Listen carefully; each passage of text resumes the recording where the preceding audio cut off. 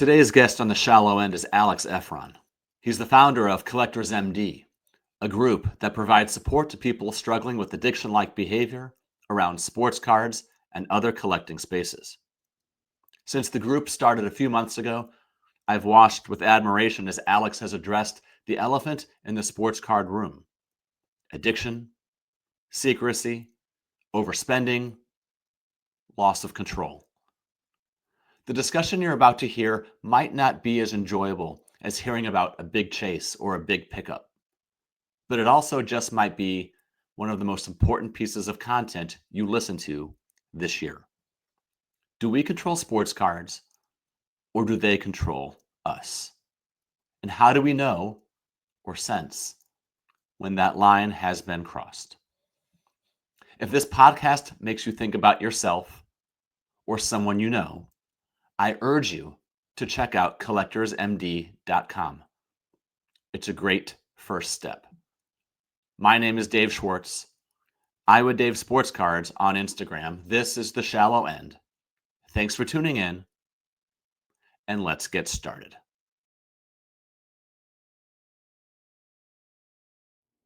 Welcome now to the podcast. This is Alyx. Alyx, I'm very excited to have you on. We were chatting before we hit record about some of the reasons for doing what you're doing with CollectorsMD. First of all, thank you for being here, and how are you? Dave, thank you so much for having me. Really appreciate you giving me the opportunity to come on the show, talk a little bit about what we're doing at CollectorsMD. It's been a little over 2 months now, so there's a lot to discuss and some exciting announcements that we've been working hard on. So yeah, man, thank you for having me. Before we get into what I anticipate being an important and necessary conversation, for those people who are listening or watching and have not heard, can you explain what CollectorsMD is and what the mission is? Absolutely. So at its core, the mission of CollectorsMD is simple. It's to bring support, awareness, and accountability to a space that often blurs the line between collecting and compulsion. We're not anti-hobby by any means. We still love the hobby. That's, kind of something that comes up quite a bit. It's not about shaming people for enjoying cards or sneakers or comics or whatever they collect. It's about recognizing when the lines get crossed, right? When what used to bring joy starts to cause stress, damage relationships, or drain your finances. There are people out there who are silently struggling with this, spending money that they don't have, hiding purchases from their loved ones, chasing hits, feeling that dopamine crash the second the break ends, and no one's really talking about it, at least not in a way that feels safe or judgment-free, right? So that's where CollectorsMD comes in. That's what we're here for. We host weekly support meetings. We put out content that speaks honestly about mental and emotional toll, the mental and emotional toll collecting can take. We're building a space where people can be real about their experiences without feeling alone or ashamed.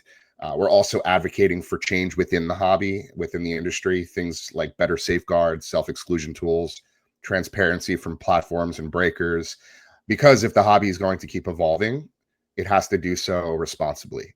So yeah, this isn't just a content brand or a passion project. It's a full-fledged movement. It's one rooted in personal experience, real conversations, and the belief that you can love the hobby and hold it accountable at the same time. And to be clear, oftentimes what gets most associated with addiction and gambling, and my mind went to Gamblers Anonymous when you first started going. And I know you've talked before about how there's a corollary there between the two. Yeah. But people consider the breaking side of collecting to be more associated with gambling and addiction. But really, it's not just that. It can also be toward just the small purchases on eBay and ComC and just buying and buying and buying. Is that correct? Yeah, that's 100% correct. While breaking, I think, mimics gambling, more clearly, any form of purchasing something that you don't know the contents of, even if that's like a $2 value pack at Target or Walmart, is technically gambling. It falls within that category. So Absolutely. I mean, gambling has existed within collecting, specifically with sports cards for decades, uh, pretty much ever since it became popular. It's just become more and more glorified, especially by the manufacturers and the higher powers within the industry. They're creating mechanics, they're creating features within their platforms that mimic gambling to such an extent that it screams, for reform. I mean, there has to be something that's put in place to protect the end consumer that is, ultimately super vulnerable to falling down the wrong path. Before we get too deep into the conversation, people might want to know what your background is. So, who is Alyx, and what are your ties and history with the hobby? Yeah, so my name is Alyx Effron. I have been a collector my entire life.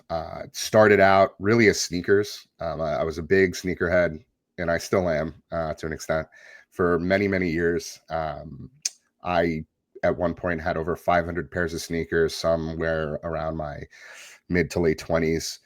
When the pandemic hit, I was reintroduced to the sports card hobby by a friend that I grew up with, and I was invited to basically join a break group called BOGO Breaks, where we were breaking on Instagram and Facebook on a daily basis. This was early on in the pandemic, say like started around like April or May of 2020. And I got sucked in really fast, having that sort of collecting gene in me. I just have always loved to collect not just sneakers, but memorabilia. I mean, I collected trading cards when I was younger. I grew up in the 90s, so obviously Pokemon and Michael Jordan and, Upper Deck, Fleer, those were all deeply rooted in my childhood. And so the current state of the hobby, or at least the state of the hobby in 2020, was just so attractive to a collector, right? Especially someone who was collecting sneakers, which take up a lot of space. As you can see behind me, this is what's left of my collection. But at one point it just got so out of hand. My wife, my girlfriend at the time, was scratching her head, like, how are we going to did I just lose you, Dave? No, I'm here. You Oh, mentioned if you can you're see me. You said if you can see behind me, so I decided to make you bigger on the screen. got So it. I was like, where did he go? Yeah, so my wife, would give me a hard time. Every purchase, every week there was a new release, and I'd have boxes coming in, and the stacks were to the ceiling, and I was finding any and every crevice of our home to store sneakers, and it started to really get out of hand. So the idea of collecting sports cards, or replacing, not fully replacing, but replacing the sneaker obsession with something a little bit more accessible and, I guess, collectible in terms of how much space it takes up, was just really attractive to me. So I got sucked into the hobby first on the breaking side, but then started to join breaks, started to open personals, quickly found a few shops that I would constantly break with, or, purchase those personals from. And that started to spiral. And, I was also gambling, online gambling, blackjack was my kryptonite. So I think like the sports card really fueled that behavior, where, there were cycles where I was joining $2,000, $3,000, $4,000 breaks, getting skunked, and then going and playing blackjack to try to recoup my losses and doing it all over again. So it got out of hand pretty quickly. And so over the last couple of years, I've been toying with this idea of Collectors MD. I have experience going to GA meetings. I've participated in outpatient treatment, uh, actually at a local facility here in Jersey called Right Choice Recovery, where they focus on problematic gambling, and overcoming that addiction. That was like an 18-week program that I did about a year and a half, 2 years ago. So I have the experience, through GA, through therapy. Not an expert in the space. I'm not a licensed therapist or a doctor or a clinician or anything like that. But I've experienced the highs and lows of addiction firsthand. And I feel strongly that this area is completely lacking within the hobby, within the industry. And so I've been, again, toying with this idea of Collectors MD for some time now.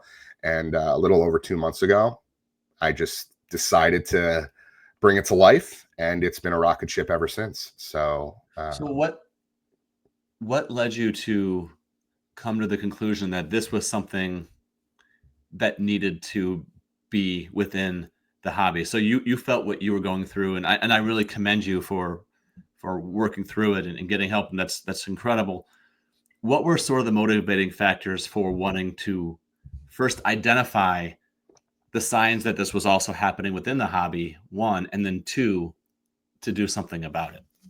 yeah, so I think I recognized it when I self-excluded from gambling. That's something that you can actually do in depending on where you live, but it's available in most states where gambling, online gambling, that is legalized. So I self-excluded in the state of New Jersey first for a year, because you have two options. You could either do a year or 5 years. So this was back in April of 2023. I self-excluded reluctantly after a year, or sorry, for a year, after being, basically directed to or advised to in these GA rooms by therapists, by, family members. It was just really hard for me to sort of, come to terms with that. And, it was a part of my identity, right? It was part of my lifestyle. So it was hard to let go. But I eventually did it and sort of refocused my attention, my energy, my finances to the hobby, and the hobby, exclusively.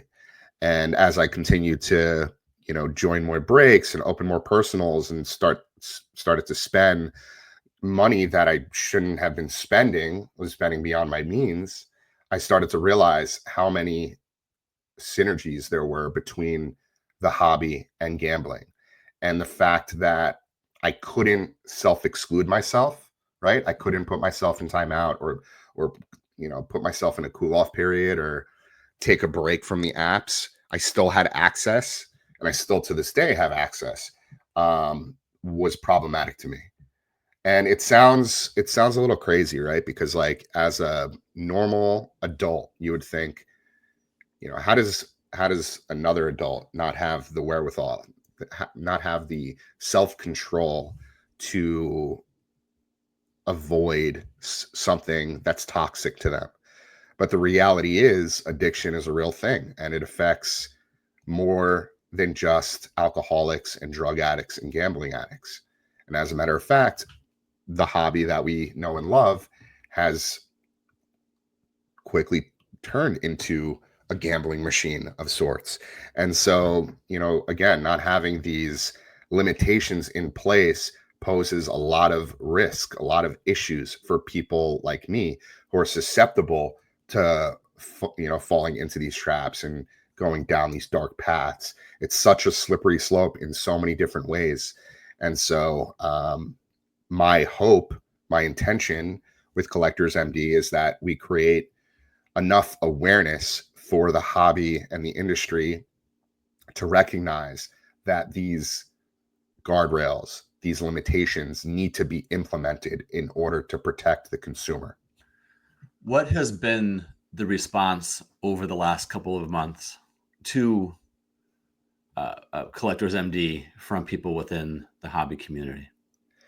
It's been received extremely well. I mean, I was honestly taken aback a little bit, especially when I first launched it. I had people reaching out who wanted me to come on their podcast and talk about it. I mean, this was like just a couple days in, a week or two in, and I didn't quite realize what I was getting myself into, because this is, surprisingly, I think to a lot of people, an area of focus that people have been talking about, or at least thinking about, for a very long time.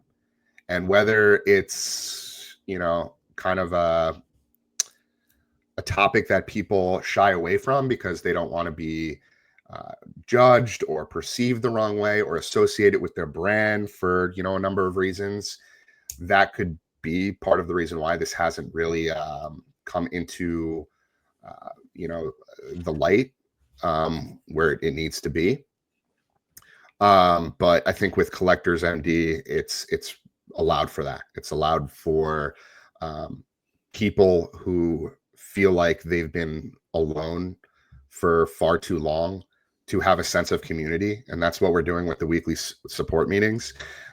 People now have a platform, or a community, I should say, that they can be a part of and know that they're not alone. There are other people out there who are struggling with the same things as them.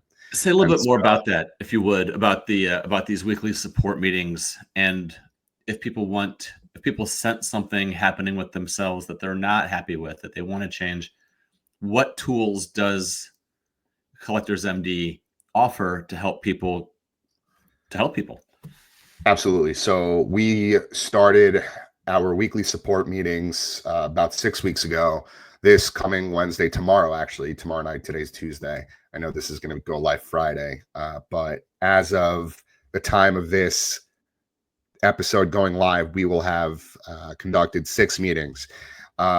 Those meetings basically have been inspired by my experience in GA, where we have a foundation called the CollectorsMD Recovery Guide, which is basically an adaptation of the Gamblers Anonymous Yellow Book, which covers the 12 steps of recovery. There are 20 questions in there for anybody to read through to see if they potentially have a problem. And it goes through a variety of parts, ranging from, when spending turns, to the cycle, to momentum versus intention, to defining recovery, and really just digs into all these details about addiction and about how, people can fall into these cycles within the hobby. And so we've had a really, really positive turnout. There's actually a Google Forms link that you can go to and answer a handful of preliminary questions, so that we can collect your information and ultimately add you to these meetings. But we I think it was the week before last, we had our biggest turnout so far, which was 17 total participants, which was really, really awesome. And it's helped a lot of people so far. And I only expect it to grow. I understand how important privacy is, obviously. But just what are some of the broader general topics that come up at the meetings? You mentioned you had 17 people a couple of meetings ago. What are some of the broader things that come up there subject-wise, that if you brought them up here, somebody who is struggling, and either they know it or they don't know it, might recognize something in themselves, saying, like, we've talked about X, Y, and Z, or situation, something, whatever you can say that still protects people's privacy, Of course. that still on a broader spectrum might help somebody else down an easier path. Absolutely. We do treat these meetings like closed anonymous meetings. So we do respect the privacy, and confidentiality of all of the participants, but I can absolutely give you a high level overview of what a meeting looks like. We basically just start out going through the guidelines, quick about CollectorsMD, and things like it's a confidential and judgment-free space. Participation is optional. You only speak if you're comfortable. Listening can be just as powerful. We appreciate honest and respectful sharing. We try to push for only offering advice when requested. We want to offer support, but not solutions unless someone asks for guidance. We support, we don't fix. Our focus is on understanding, not solving. And so we make sure that everybody is on the same page when it comes to the guidelines. Then we go through the recovery guide. We spend about 10 minutes just walking through it. And then we reserve the majority of the meeting for our share and support.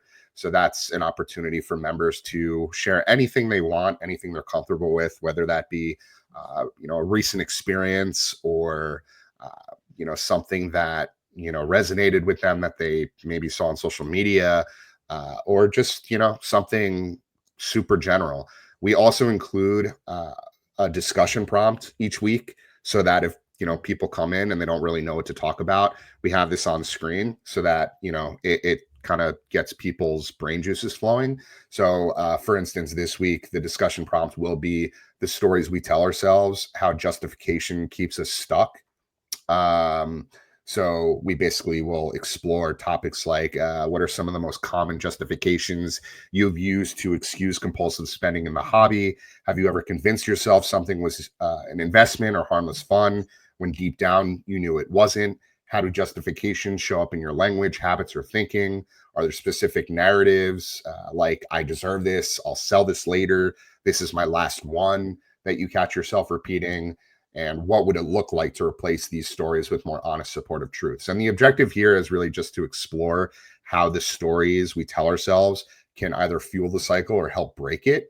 And by recognizing the mental scripts we use to justify compulsive behavior, we can begin to rewrite them and reclaim a more intentional, grounded relationship with the hobby. So again, that's just there for people to use as a crutch if they want to focus on a specific topic and they're not sure what to talk about.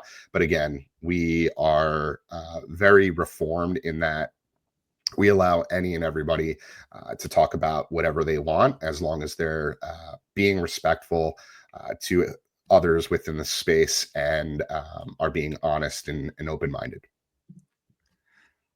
Great. I'm just, for those of you who are listening right now, is I have up on the screen the link for the meetings. If the Google form that Alyx mentioned is here. If you go to the website for CollectorsMD, at the top is a resources link, and it can take you to this form among other things. So Alyx, in your experience, what are some signs that people can maybe sense or recognize in themselves that might begin to suggest maybe I'm not in control of my hobby experience as much as I think I am, and maybe this experience is more in control of me? Yeah, it's a great question, and it's actually a part of the Collectors MD recovery guide. When we have new members join, we will go through these 20 questions that, again, are adapted from Gamblers Anonymous and tailored for compulsive spending and collecting.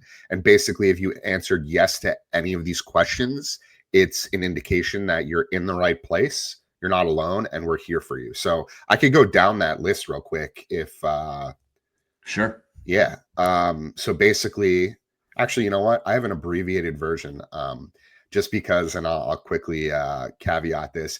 We've had so many people joining, and we try to keep these meetings within 1 hour, that reading this recovery guide ends up taking more time than we'd like it to. While it's extremely important and it's the foundation for our recovery, we want to make sure that we allow as much time as possible for everybody to get a chance to share. So this week I've actually been working on an abbreviated version of the guide for group use. So it's basically just simplified for clarity, reflection, and pacing. And so I'll just read the 20 questions from that version.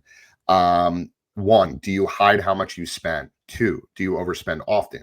3, have you sold things to fund your hobby? 4, have you lied about purchases? 5, do you check apps constantly? 6, have you missed work or plans due to collecting? 7, do you get anxious when not buying? 8, have you gone into debt over your hobby? 9, have you broken promises to stop? 10, do you justify everything as investments? 11, do you feel a high when buying and regret after? 12, do you avoid looking at your finances? 13, do you compare your collection to others? 14, do you spend to cope with emotions? 15, have you set limits and broken them? 16, do you buy things you don't actually want? 17, has your behavior strained your relationships or health? 18, does your hobby feel like pressure instead of joy? 19, have you felt out of control? 20, do you worry you have a problem? And again, if you've answered yes to any of these questions, that's probably an indicator that you might want to just take a step back and reevaluate why you're collecting in the first place. And that's all it is. It doesn't necessarily mean that you have a problem or that like you've been diagnosed with some addiction or some psychological issue. It's more so just being self-aware, taking personal inventory, and making sure that you are collecting with intention and not compulsion. And I'm glad you brought that up, because as I was listening to that list of 20 things, a couple of them I checked off myself, namely checking apps too often, and sometimes feeling more stressed out by the hobby than getting an enjoyment from it. But I think it's worth reinforcing that just because somebody maybe sensed one or two or three things in themselves with the list, that doesn't necessarily mean or trigger addiction. Right. But at the same time, it might. And so it's worth thinking about. Have you had Yeah. people come to you in the last couple of months saying that either the guide that you wrote or the appearances that you've made on things that you've written, other people's podcasts you've appeared on, in which they have begun to recognize certain behaviors in themselves? Yeah, absolutely. As a matter of fact, I'd love to read an email I received from. I won't name their name, but I received an email on Monday morning, and it really hit home for me, just because it sort of reinforced why I'm doing this. Right, it made me feel validated in that Collectors MD is actually making a difference. So I'll read this email again. It came through actually 2 a.m. on Sunday. Hey, found your resources through some YouTube channels. This is definitely hard to talk about, as I'm sure many collectors feel the same way. But I do think I have a dependency on buying sports cards, not only as a coping mechanism, but also fulfillment.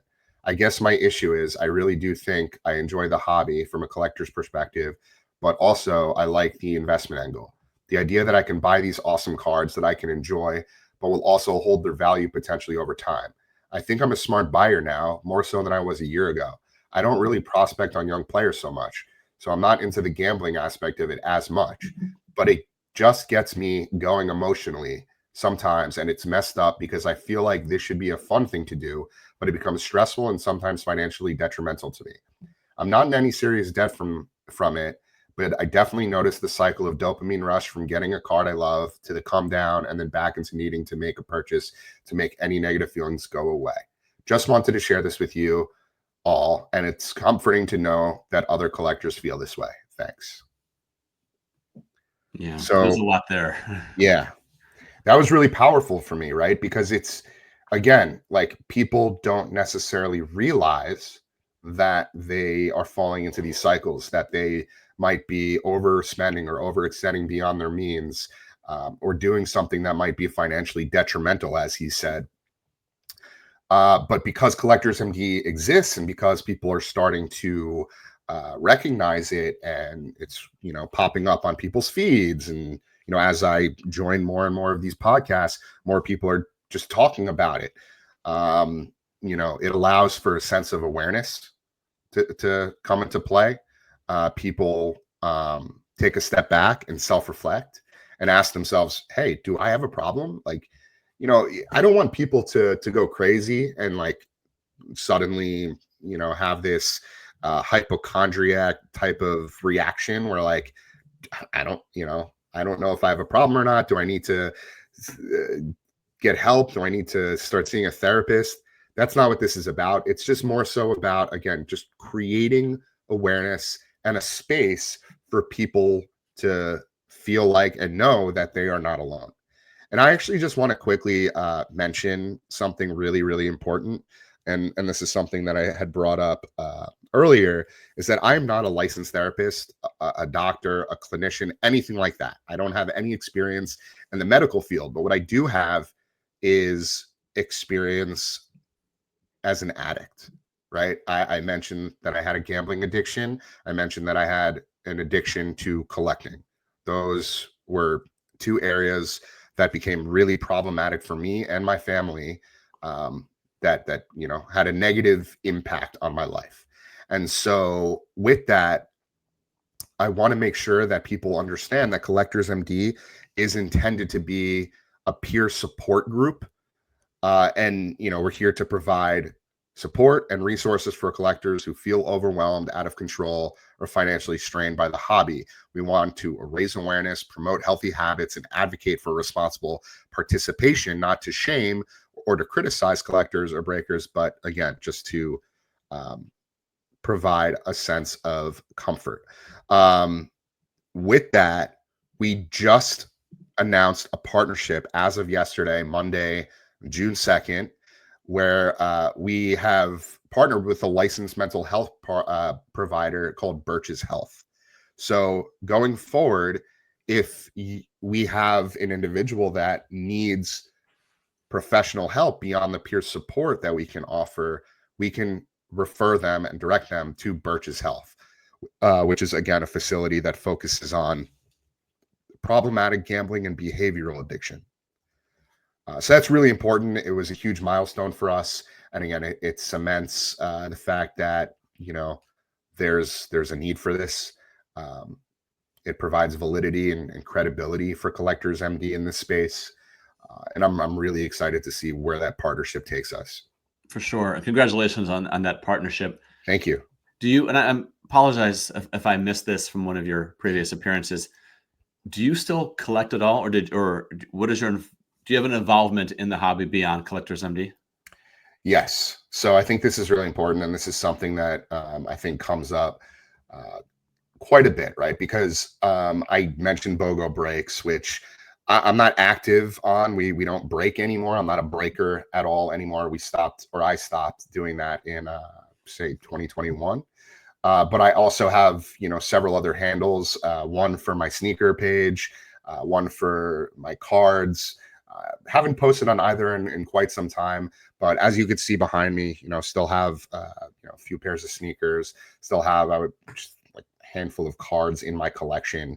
And, the contradiction, I guess you could call it, is kind of the whole point, right?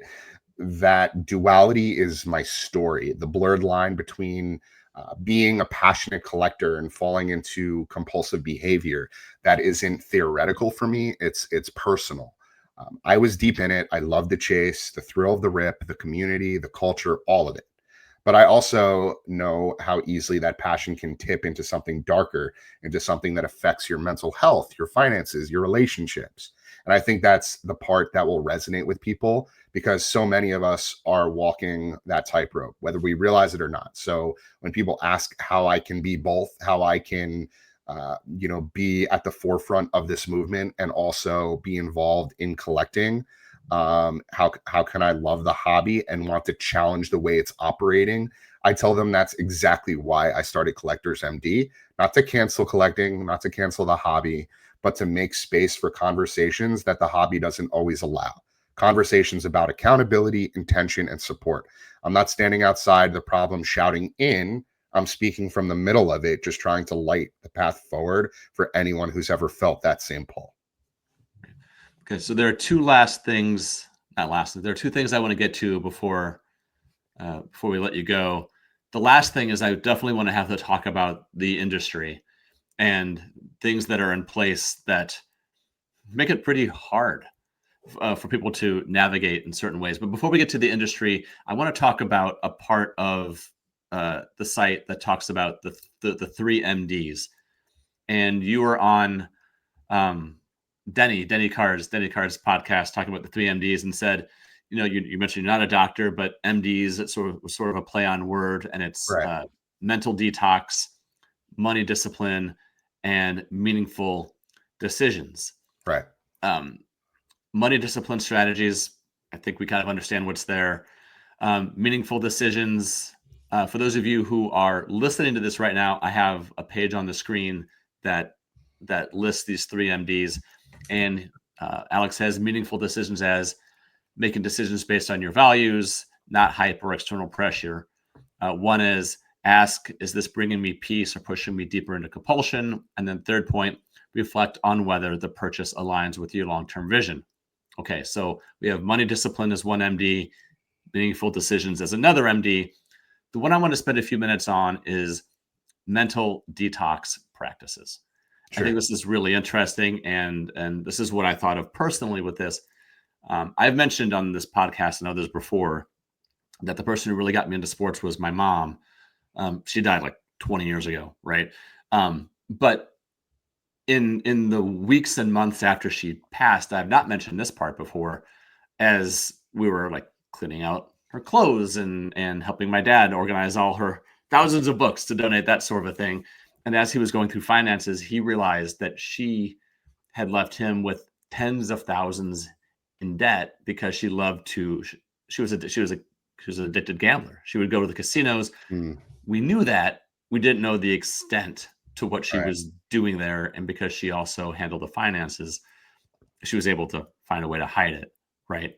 Right. And so over the last 20 years, me, like others in the family, have been a little bit more cognizant of our own behavior. Like, wait a minute, sometimes addiction can be in genetic or inherited or whatever.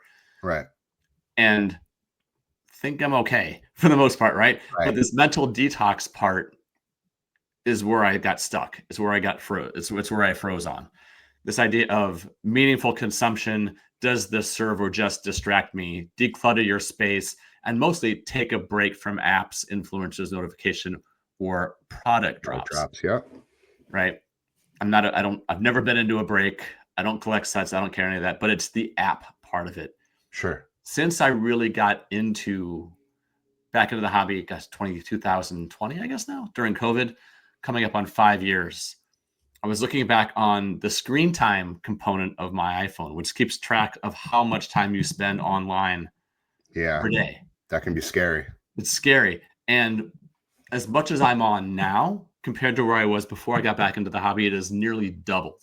Sheesh. Right. Yep. And it is those apps. And my spending is under control. I don't have a big collection. I kind of align with what I want, but just the amount of mental bandwidth that I give over to the hobby is insane.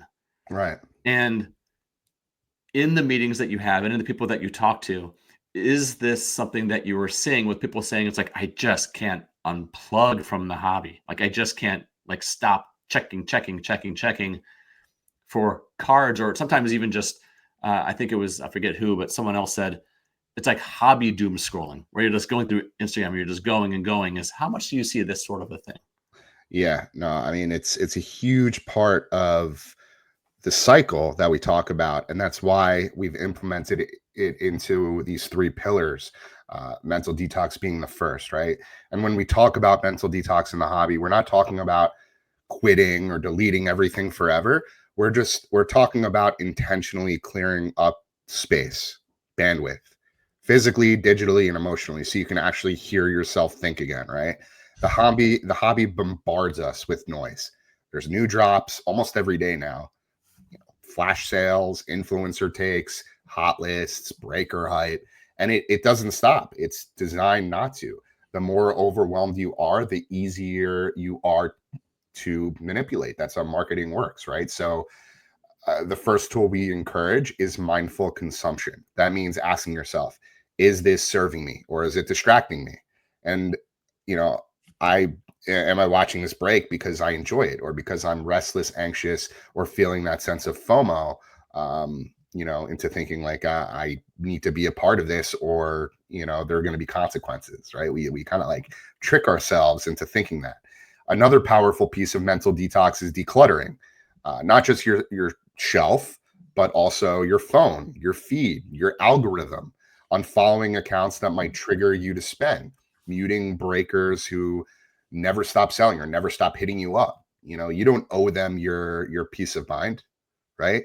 We also recommend taking breaks. So intentional time-bound breaks from platforms, from marketplaces, from group chats where it's always about the next chase. You'd be surprised how much clarity shows up when that noise starts to die down. Because here's the truth: you can't make intentional decisions when you're overstimulated. You can't tell what you actually want when you're being told what to want 24/7. So mental detox is about creating space between you and the stimulus so you can respond instead of react. It's not about punishing yourself. It's about creating peace for yourself. We detox not because we hate the hobby or want to exit the hobby or push it away, but because we care enough to engage with it on our own terms versus the terms of the manufacturers, the breakers, and the platforms. All right, so let's now turn to the industry, and I purposely wanted to save this as the last part of the discussion because it can go any number of ways. Sure. When we talk about the industry, we could talk about pick your company, right? But Right. there's Fanatics, there's Whatnot, there's PSA, there's a million others. No, there's dozens of others. What sort of mechanisms within the industry and what they do you see that makes, I'm trying to phrase this carefully. What do you see within the industry that makes addiction of sports cards and on all that comes with it, that makes it harder to break the cycle? Yeah. So, I mentioned the synergies between breaking these, not just breaking, but the platform experiences, the user flow, if you will, and how it mirrors gambling to a T, right? So the hobby has become the Wild West. That's what we always say. You hear people saying that all the time. And so we are pushing for industry level reforms, not because we want to ruin the fun, but because fun without safeguards turns into harm really, really fast. And I learned that the hard way with gambling, right? We're advocating for basic, very, very basic, very rudimentary consumer protections that already exist in these other industries with similar psychological mechanics. Things like deposit limits, okay? So people can cap what they're spending before it starts to spiral. They can put in their settings on Whatnot or Fanatics that they're only allowed to deposit like $500 a week, something like that. Self-exclusion tools. So if someone knows they need a break, they can opt out and actually stay out. So if you constantly feel that itch, if you feel like you're not going to be able to control yourself later this evening, once your partner goes to bed and you're, tossing and turning and you can't fall asleep, you don't have to worry about, falling into that trap where you're going to pick up the phone, mindlessly start joining breaks and wake up the next morning feeling that sense of regret. Transparency around odds, really, really important. If you're selling a randomized product, the buyer deserves to know what their chances are, just like you would at a casino or like in a loot box. We see this a lot in gaming. We see checklists. Sometimes we see pack odds for manufacturers like Topps. But when it comes to repacks, when it comes to this gray area, these products that are produced by breakers, by third-party companies, there's no transparency whatsoever. We don't get to see any sort of odds, and everything is engineered for the consumer to lose, right? The house is always going to win. This is all just sort of under the guise of the hobby. Next, we have standardized language and disclosure. So no one's getting baited. No one's getting bait and switched by words like guaranteed hits, high roller box, without understanding the real value proposition. And this is especially critical when it comes to live breaking, because the way it's set up right now, again, it is just a free-for-all. It's the Wild West. There's no regulation. There's no third-party oversight. There's no enforcement of ethical practices, just companies and creators cashing in on behaviors that, if this were gambling or even gaming, would be heavily regulated. Imagine this. Imagine if a casino let you gamble with no age verification, no spending limits, no player protections, and no posted odds. That's exactly what's happening here, except instead of chips. Sorry, and that was one of my questions, and I'm so ignorant when it comes to breaking. What I was going to ask is, are there age checks at Whatnot and Fanatics breaks or whatever it's even called? Do they check ages on those sites? You know what? I'm not 100% certain if it's a part of this. I know you have to put in your age, but there's no way for them to really determine if a kid is going on there and lying about his, birth date. Right. So it's not like walking into a casino where they can check your driver's license. Right. It's completely unregulated. So you do definitely have to put in your birthday when you sign up, but I'm not sure how rigid the verification process currently is, because candidly, I signed up for my Fanatics Live and Whatnot accounts years ago. But I'm sure it's very, very simple for a 12-year-old, 11-year-old to, download the app on, mom's device and start using mom's credit card to join breaks. And it's something that's happening quite a bit. You see chargebacks and all sorts of crazy stories on Reddit and Instagram and so on. But what I was getting at is that, you know, with breaking, rather than chips, you're buying teams or repacks or instant rips. And while the hobby hides behind terms like entertainment and community, the mechanics don't lie. These are 100% gambling adjacent systems being marketed to consumers of all ages with zero guardrails in place. So reform doesn't necessarily mean like the end of the hobby. It just means the beginning of a safer one. That's all it is. It's just more transparency, a space where collectors don't feel like they're being exploited for profit, but they're actually being empowered to participate with clarity and intention. So it's about protecting the people who make the hobby what it is, which is the collectors. And it's long overdue. And frankly, I'm shocked as I've done my research and I continue to advocate for this.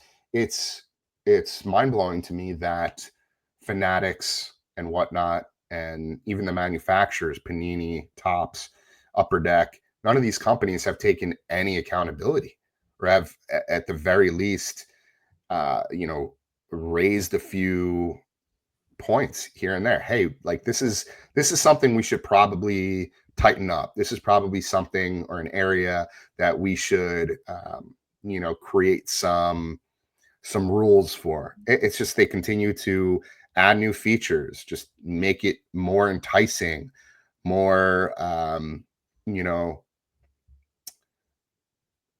attractive to people who have these tendencies to overextend themselves to participate. And that's the scary part. And I mentioned this to you before we came on the live, but Fanatics Live just announced yesterday, this new feature called Instant Rips, which is basically their version of offering buybacks on repacks. So you purchase a repack for $800. You hit a $500 card, they'll give you 90% of that on the spot.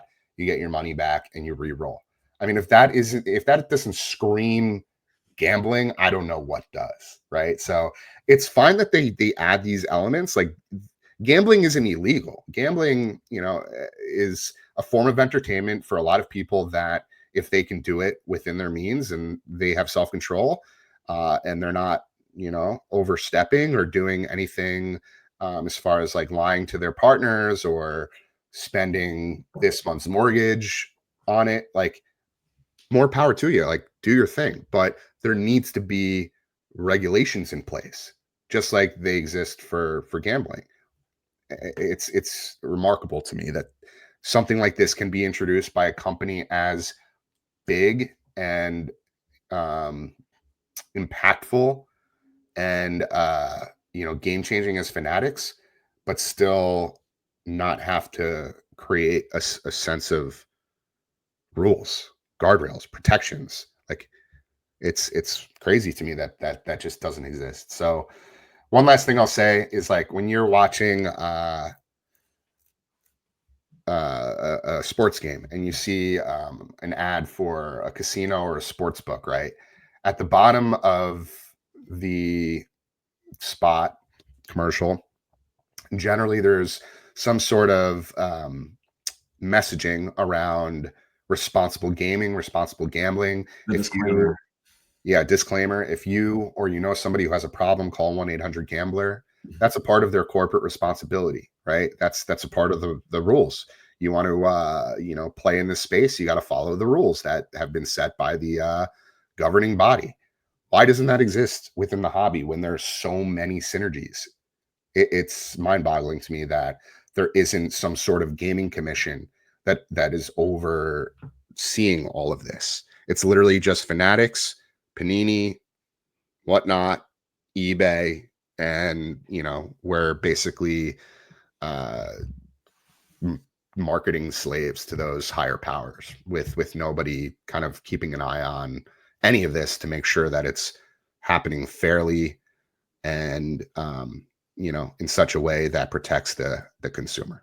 Yeah, and I think it's worth noting that what you, Alyx, and what CollectorsMD is trying to do is not to get rid of it. It's to make it more responsible, more accountable. And I would urge people, when you hear outside factors, other people defending it, saying we don't need regulation or this or this or that, or it's entertainment, it's fun. It's like, oh, someone enters a break because they can't get all the Oakland Raider cards that they want, and this is how they get it. I'm like, sure. And I think it's worth asking what they have to gain and what their incentive is to not want to have regulation on it. And when you dig deeper into what their motivations are and what they get out of using you, you begin to understand why they are operating the way that they are. Now we are starting to run out of time here a little bit. So I think, Alyx, my last question for you would be, what would you say to someone, or what would you make open to someone who is feeling like maybe they're a bit out of control, or just worried about their own behavior? What can their next steps be to take back some of that control? Yeah. So what I don't want to do is scare anybody into thinking that they might have a problem. I personally, feel a sense of, what's the word? Like obligation, right? Because I have experienced both sides. I know what it's like to chase the high, the rush of a big pull, the late night breaks, the dopamine hits that feel like they'll never come fast enough. I've experienced the spiral, the financial strain, the shame, the mental toll. I've seen how something that starts as a hobby can morph into something far, far more dangerous. But I've also spent years in this space, not just as a collector, but a student of it. I understand the mechanics, the culture, the psychology behind the platforms and the products. I know what's broken, and I know where the hope lives. So that's why Collectors MD exists, not because I'm against the hobby. I'm not. I love the hobby. I truly do. I'm passionate about the hobby, but it's because I believe in its potential to be something healthier, more sustainable, and more honest. I feel like I bring a rare combination of lived experience with addiction, deep industry knowledge, and a genuine love for collecting. So again, I really want to, push the point home that I'm not here to tear it down. I'm here to help build a better way forward for myself and for everyone else who's ever felt like they've lost control, but still love the card. So if you feel that way, if you feel like you are on a slippery slope and are starting to go down that path where you're overspending beyond your means, you're hiding packages, you're hiding finances, then Collectors MD is here for you. And know that you are not alone, and it's okay. And you don't have to give up the hobby. You don't have to quit. There are layers to it.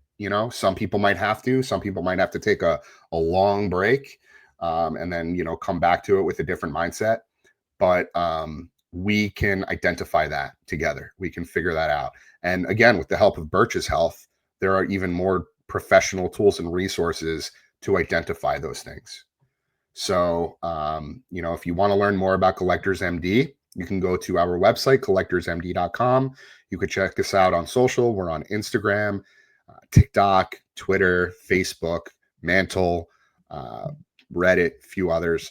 But we want to be wherever the consumer is consuming their content. And we want to make sure that we're providing a space for people to feel that sense of safety, that sense of comfort that, they've been longing for far too long. Alyx Ruffin, thank you for taking the initiative to create Collectors MD. Thank you for your leadership on this issue. Thank you for sharing your story, and I hope that we're able to talk again sometime soon. Dave, thank you so much for having me, man. It was a pleasure chatting with you, and thank you for your support. It means the world. And looking forward to keeping in touch and seeing where this thing goes. All right, man. Take care. All righty.